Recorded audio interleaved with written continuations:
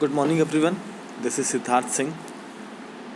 Social studies में आज हमको स्टार्ट करना है आवर पार्ट्स का फर्स्ट पार्ट हमको आज देखना है और हम चैप्टर स्टार्ट करने वाले हैं यूनिट 4 का, tribals, Dikus and the vision of the golden age. Tribals का मतलब आदिवासी होता है, डीकूज मतलब होता है कि जो आउटसाइडर हैं, जो कि अंग्रेज़ थे, जो धीरे धीरे ट्राइबल्स एरियाज़ में अपनी पकड़ बना रहे थे उसके लिए। और vision of a golden age का मतलब है कि एक स्वर्ण युग की कल्पना करना, गोल्डन एज की कल्पना करना।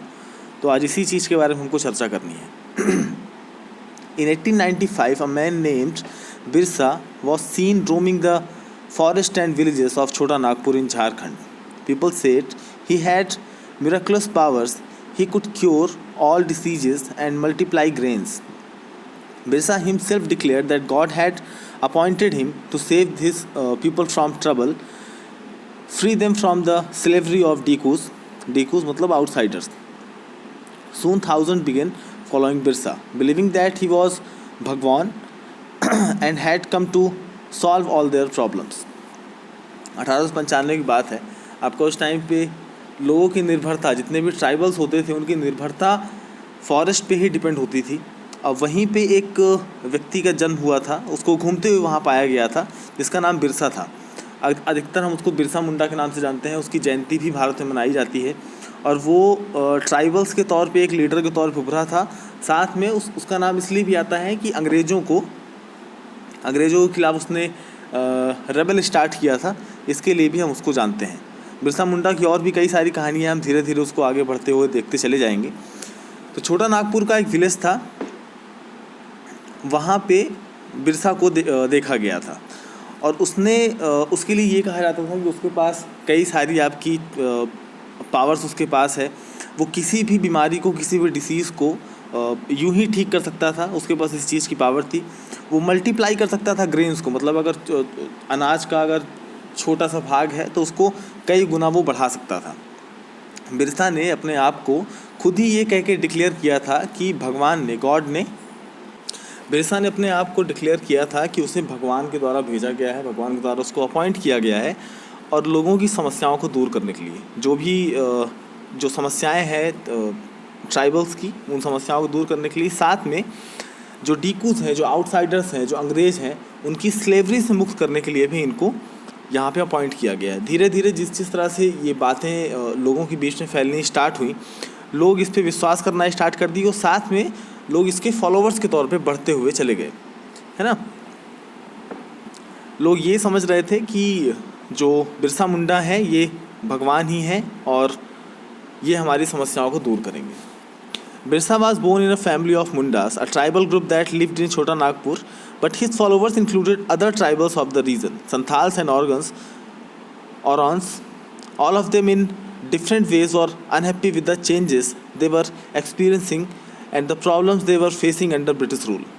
Their familiar ways of life seemed to be despairing, their livelihoods under threat, and their religion appeared to be in danger.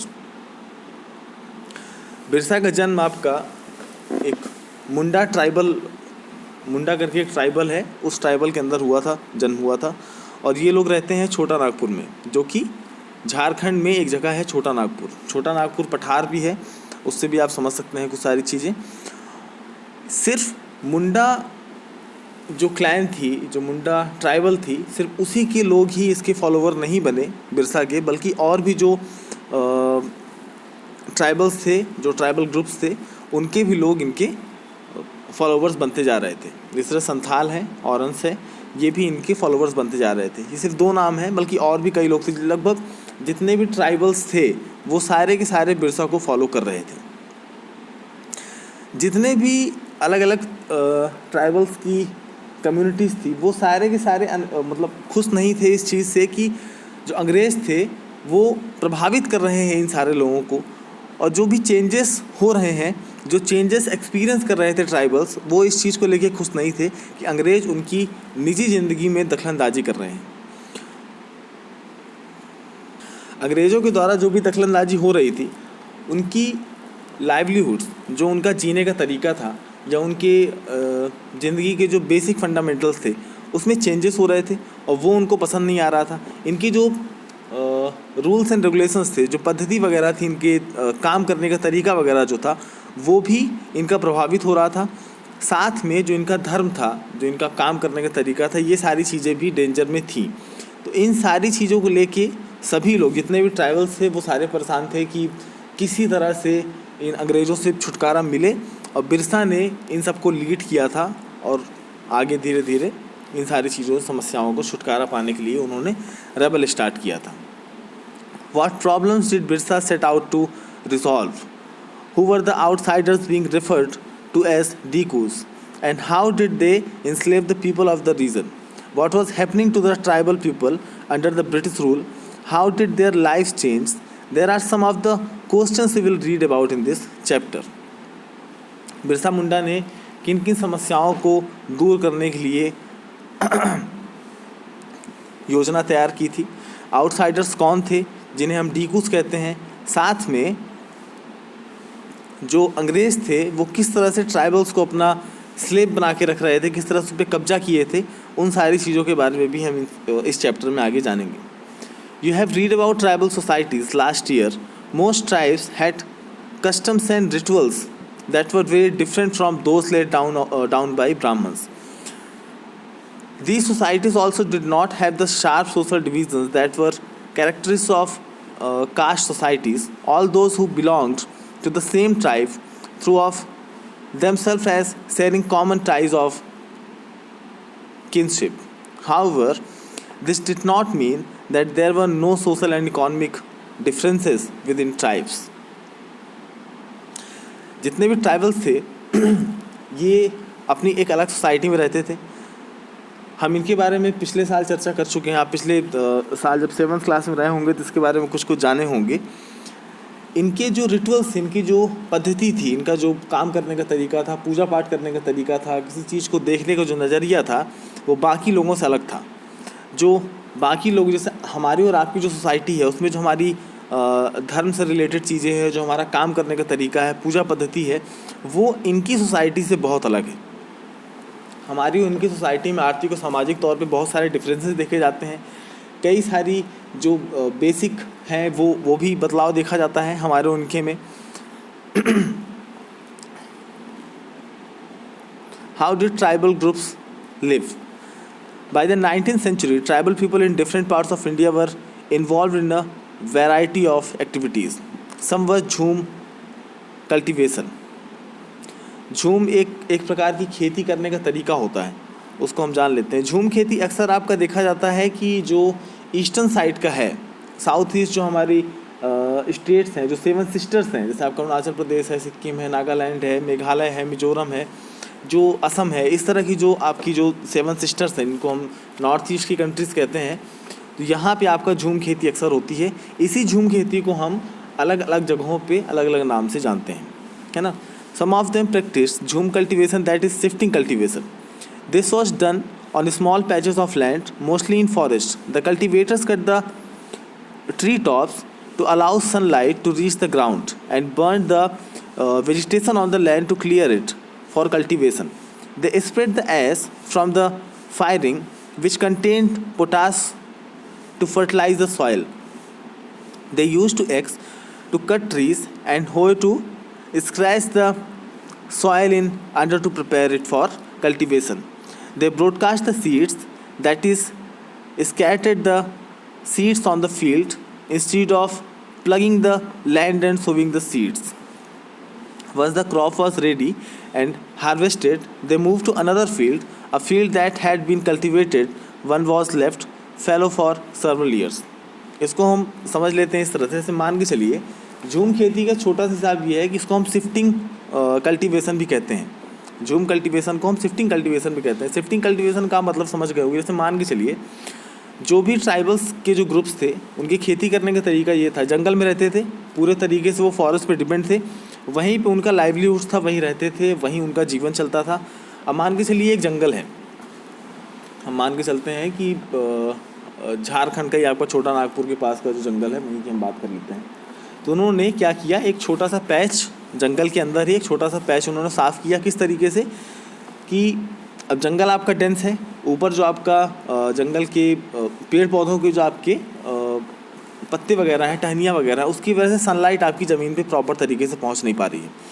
तो ये लोग उस सनलाइट को ज़मीन तक पहुंचने देने के लिए ऊपर के जो पेड़ पौधों की टहनी वगैरह होती थी उसको काटते थे, जिससे कि ज़मीन तक पहुंच सके सनलाइट। उसके बाद ये ज़मीन को साफ़ करते थे किस तरीके से, जो वहाँ पे घास फूस वगैरह हुई रहती थी, झाड़ झंकार रहता था, उसमें वो आग लगा देते थे। आग लगाने के बाद जब वो राख हो जाती थी तो उसी राख को वो उस ज़मीन पे छिड़क देते थे। छिड़कने के बाद वही जो राख होती थी उसमें पोटास की मात्रा ज़्यादा होती थी और वो ज़मीन को फर्टिलाइज़ कर देती थी, उपजाऊ कर देती थी। और ये लोग करते क्या थे, जैसे आम तौर पे देखा जाता है कि हम लोग अपने खेतों में, जंगल जैसा खेत हमारे पास होता नहीं है, तो हम उसकी पहले जुताई करवाते हैं, फिर बुवाई होती है। जुताई करने के बाद हम जो बीज होते हैं उसको ज़मीन के अंदर गाड़ते हैं, फिर उसके बाद सिंचाई वगैरह होती है, इरिगेशन सिस्टम वगैरह हम यूज़ करते हैं। लेकिन ये लोग क्या करते थे, जब साफ़ कर लेते थे साथ में ज़मीन को ऊपर से खुरच लेते थे, कुदाल होती है उससे खुरच लेते थे, और जब हल्का हल्का नीचे नमी इनको मिलने लगती थी तो वहाँ पे बीज ऐसे ही डाल के हट जाते थे। बीज डाल दिए और जब उनकी खेती कंप्लीट हो गई, खेती कंप्लीट होने के बाद इसको जब खेती कटाई आती है, खेती कटाई करने के बाद सारा अनाज ले लेने के बाद वो ज़मीन ये लोग इसी तरह से छोड़ देते थे, वो ज़मीन इसी तरह से छोड़ देते थे और किसी दूसरे ज़मीन पे जाके फिर से सेम आपका जो प्रोसीजर होता था वो करते थे, जिसको हम शिफ्टिंग कल्टीवेशन के नाम से जानते हैं। भाई आपने एक पैच यूज़ किया खेती के लिए, फिर जब वो आपकी खेती कंप्लीट हो गई और खेती आपने काट ली, उसके बाद आप उस ज़मीन को छोड़ के दूसरे पैच की तरफ आगे बढ़ जाते हैं। इसी को हम क्या कहते हैं, शिफ्टिंग कल्टीवेशन के नाम से जानते हैं। Shifting cultivators were found in the hilly and forest tracts of northeast and central India. The lives of these tribal people depended on free movement within forest and on being able to use the land and forest for growing their crops. That is the only way they could practice shifting cultivation. Shifting cultivation आपका पहाड़ी क्षेत्रों में होता है और जहाँ पे आपका फॉरेस्ट आपका ज़्यादा डेंस होता है उन सारी जगहों पे होता है। जैसे नॉर्थ ईस्ट हो गया, सेवन सिस्टर्स की हम बात करते हैं, वहाँ पे आपका शिफ्टिंग कल्टीवेशन सबसे ज़्यादा होता है और वहीं पे इसको झूम खेती के नाम से भी जानते हैं।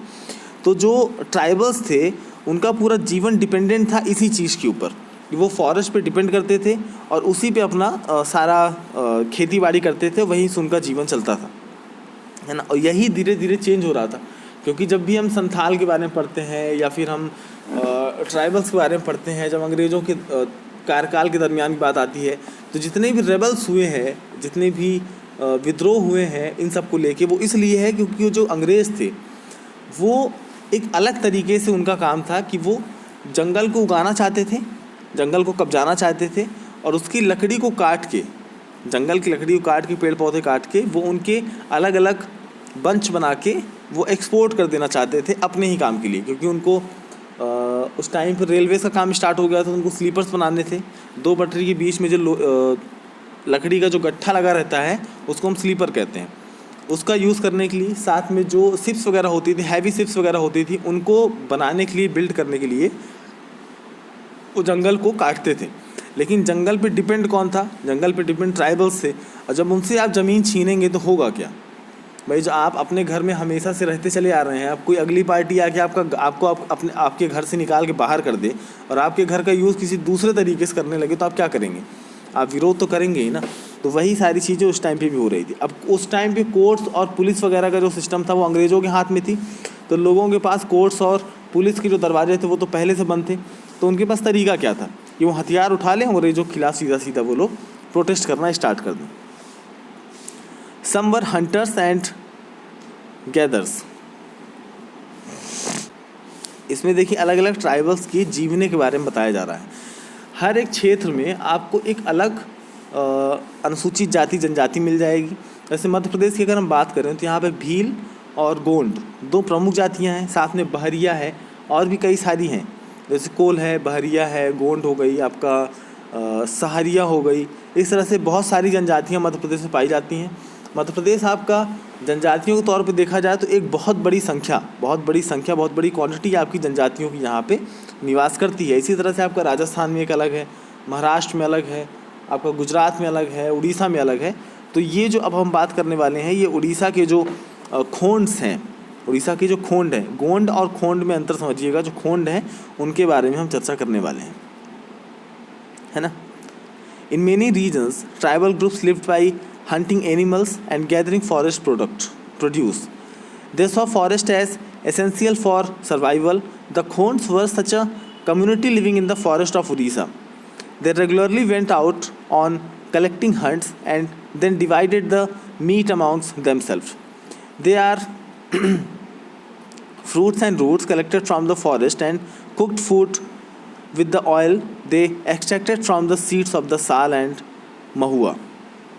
They used many forest shrubs and herbs for medicinal purpose and sold forest produce in the local markets. The local weavers and leather workers turned to the Khonds when they needed supplies of kusum and palas flowers to color their cloths and leather.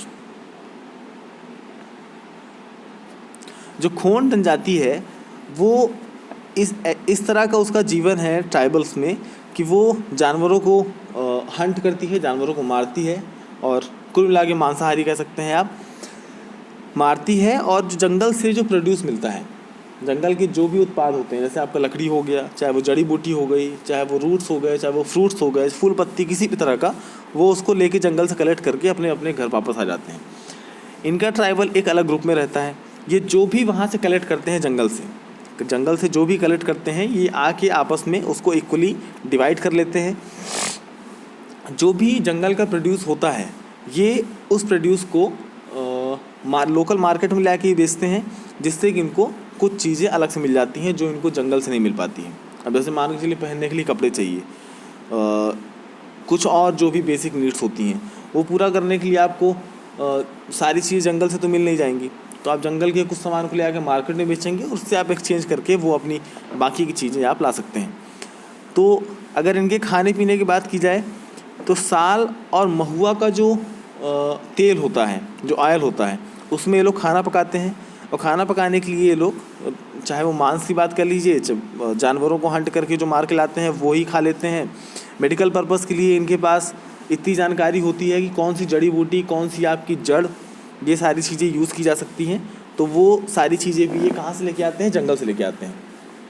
Market में जब इनके बारे में ये चीज़ पता है कि जो खोंड जनजाति है, ये आपका जंगल से बाकी सारी चीज़ें कलेक्ट करती है, और इनके पास बेसिक नॉलेज है, एक्सटेंड नॉलेज भी है कि ये किस तरह की चीज़ें यूज़ कर सकते हैं। तो मार्केट के जो लोग हैं, जो लेदर बनाते हैं और जो कपड़ों में जो कलर करते हैं, उसके लिए जो पलास और कुसुम के जो फूल चाहिए होते हैं, तो जब जो भी व्यापारी होते हैं, जब इन सारी चीज़ों की ज़रूरत पड़ती है उन्हें, तो वो खोंड जनजाति के पास ही जाते हैं कि आप भाई इतना हमारे लिए कर दीजिए और हम आपको इतना आपको बदले में दे देंगे, ठीक है। From where did these forest people get their supplies of rice and other grains? At times they exchange goods getting what they needed in return for their valuable forest produce. At other times, they bought goods with the small amount of earning they had. Some of them did not odd jobs in the villages, carrying loads or building roads, while others labored in the field of peasants and farmers. When supplies of forest produce shrank, tribal people had to increasingly wander around in search of work as laborers. But many of them, like the Baiga जनजाति एक अलग होती है, Baigas of central India, were reluctant to do works for others. The Bagas saw themselves as people of the forest who could only live on the produce of the forest. It was below the dignity of a Baga to become a laborer.